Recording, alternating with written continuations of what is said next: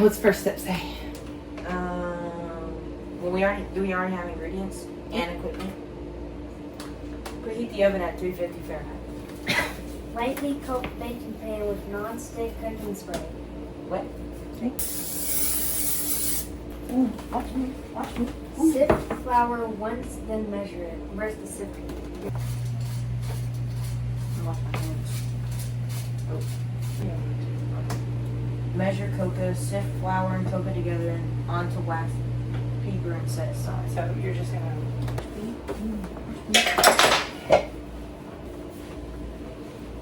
Pour melted fat into a mixing bowl. Measure the sugar and mix it with the melted fat until creamy. Okay.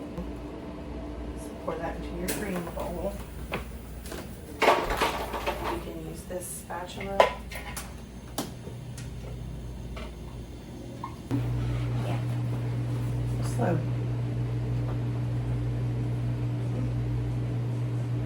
Very slow. Little dance. Mm-hmm. No, brownie dance. Brownie dance. Brownie dance. Just like this. Here, there's like a pour thing there.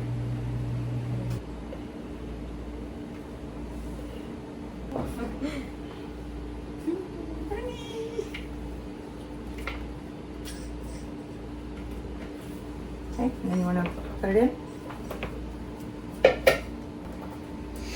Ray, how much time does it say? I'm confused.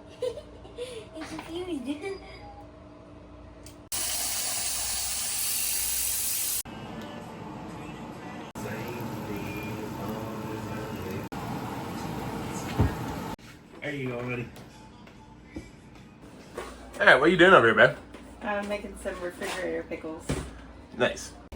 And really, you're just making a brine to how you want to make a brine. To be honest with you, just Google it, right? To be honest, and then play around with different ones, add stuff that you want. But a pickle brine is basically basic, and it's the same for everything. So water, sugar, salt, vinegar, and that's going to be kind of the main parts. And then we're doing dill, so we grew fresh dill that's going to be in there, mustard seeds, peppercorns, and some garlic. So that's kind of the standard brine that we do. And then we'll just throw all the pickles in.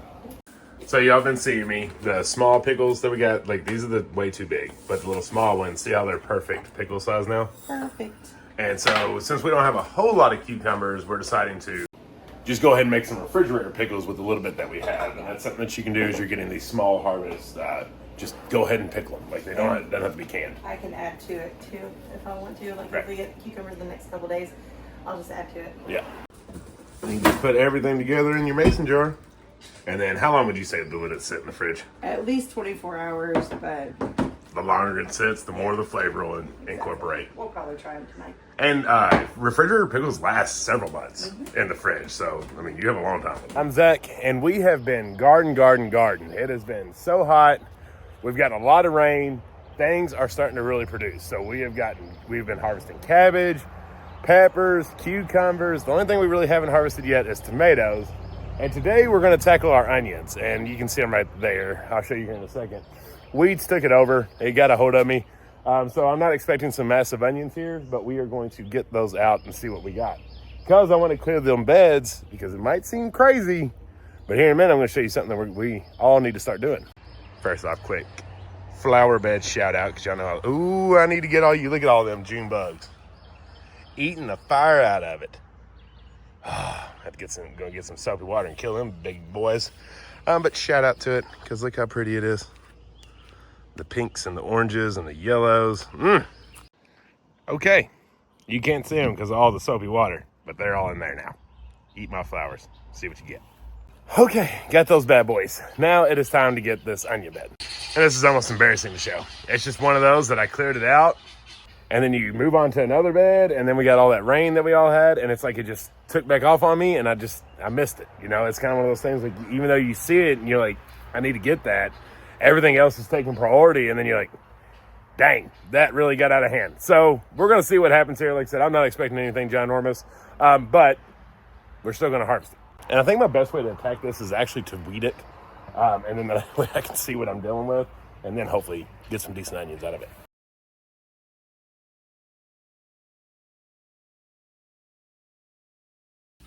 All right, they're not very big, but there is a harvest. I guess, hey, one way to look at it is we normally waste big onions because we don't need a whole onion. So maybe these smaller ones are more portioned out the way we need them. But in all seriousness, you know, I could have just not shown you all that, right? Like I could have just moved on, showed you more of the wins and successes, and not showed you that flaw. But I always like to do that because it seems like every year there's something in the garden that seems to just fail, not work, or it's because our attention, even though we know everything to do correctly, like I know what I needed to do to have big, nice, lush onions, and I just didn't do it. So just heads up, there's always a silver lining. We still got to harvest. They might be small, but it's okay. It's all right. Everything else looks good.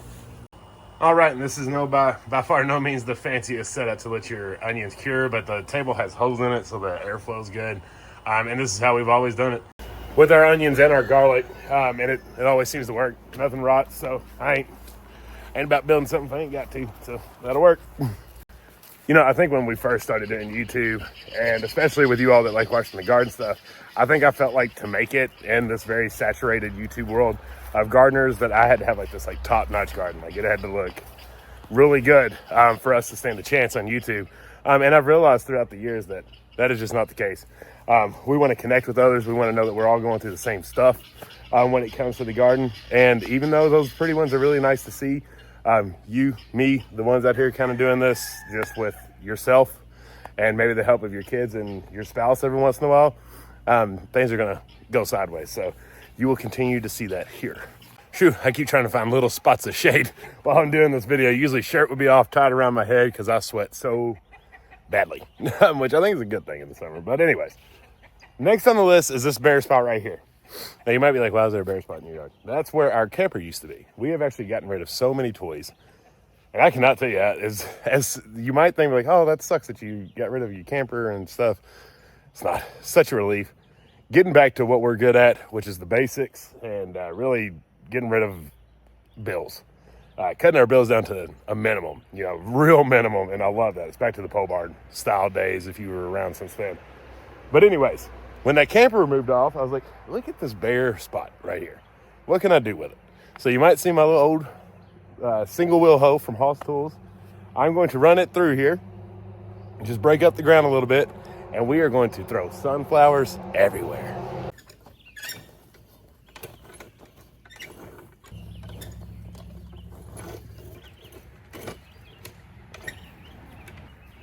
If you can hear me, I add a little water to it after I did it the first time, and now I'm just guiding through it once more.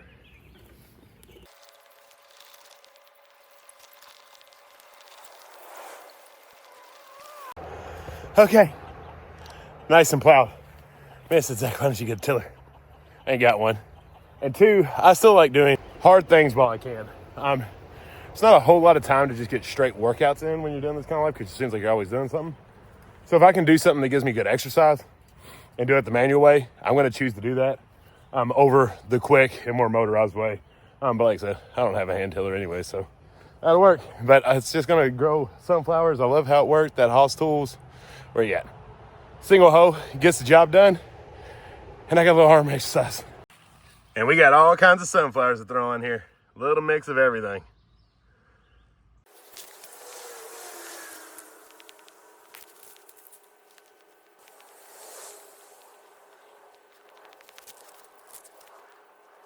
Okay, there are plenty of seeds on that bad boy. I emptied every packet I had on it. Because chickens are going to get in this, birds are going to get in this. So obviously not all are going to germinate. And I'm not going to put fences or anything like that around. I'm just going to hope for the best and see what comes up. So let's get it watered in. Yeah, I sure hope you made it this long because now the title will make sense. This is the part that it might seem crazy, especially with how hot it is out here because I feel like I about died out there. I was spraying myself down with a water hose and it was fantastic. But it is time to start your co-crops. I know, that seems absolutely insane that we'd be starting anything that needs to grow in colder weather, but we absolutely do. For example, cauliflower, like these two right here, takes 75 and 80 days to grow to maturity. And that, and you know, I think everybody kind of has their own opinion on what that means. And in my opinion, that means when it hits the ground. So we want to go ahead and get them started. And then when I put them in the ground, that's when that kind of 75-day timer really starts kicking. So we're in zone 6B or 7A here in southeastern Kentucky. I don't even know anymore. But I'm just doing it like we would do any other time. So what that means is you want to get these started because they can handle light frost, but you don't want to get into freezes once that's 75 days. So you're looking to harvest these in about October. So if we get these in the ground near the end of July, that'll give us August, September. That'll be right around 60 days. And then hopefully within like middle of October, we'll be harvesting these bad boys because that's around the time our first frost comes. I'm thinking it might come a little sooner this year. I don't know. It's just the feeling that I have in my head. So we want to go ahead and do this. So we're going to be doing one tray. We're using the Haas Tools. I think it's what, 4, 8, 12, 16, 20, 24 cell seed tray. We're going to be doing one whole thing of cauliflower. We're doing the twister and the graffiti. And then I've got a whole nother one that we're doing with, let's see, cabbage. So we're going to be doing Brunswick, Early Round Dutch, and Red Acre. There's those.